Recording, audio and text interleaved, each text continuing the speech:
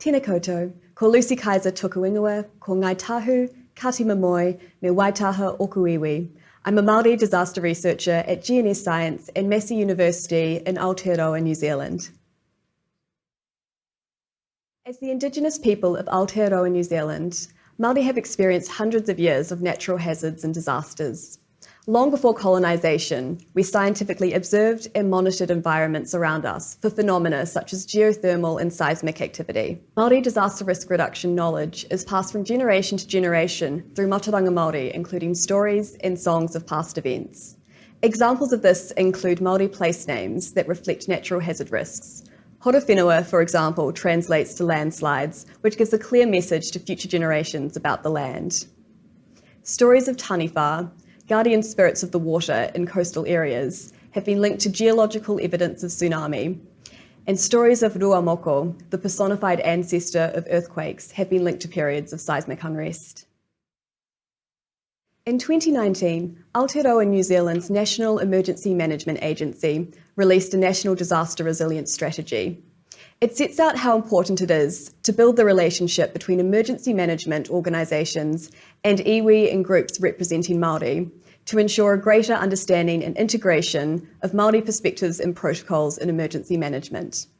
It also makes clear that partnering with Māori and including Māori cultural values and protocols in disaster resilience is vital to developing a resilient New Zealand. Public funding is beginning to better support Māori-led research that addresses Māori priorities in the DRR space.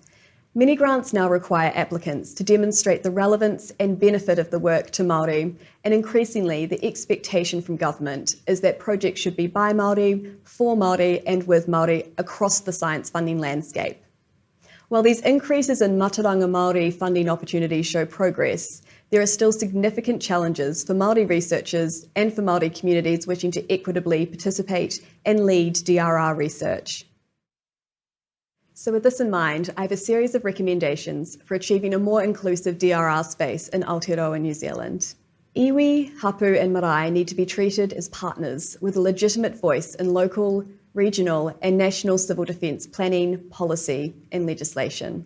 Practitioners, policymakers and researchers well versed in te ao Māori need to be employed to ensure policy is effectively implemented to enable best practice Māori-led DRR. Best practice DRR information should be co-created and shared between researchers, practitioners, policymakers and communities in a manner that respects Mātauranga Māori. Māori perspectives need to be equitably incorporated into emergency management and disaster media narratives, highlighting not only the response period, but the proactive work in the DRR space. Resourcing Māori for DRR activities needs to be proactively organised in advance of an event, and mitigation and preparedness work needs to be supported. And finally, rangatahi and the wider community need to be included in DRR practice and research.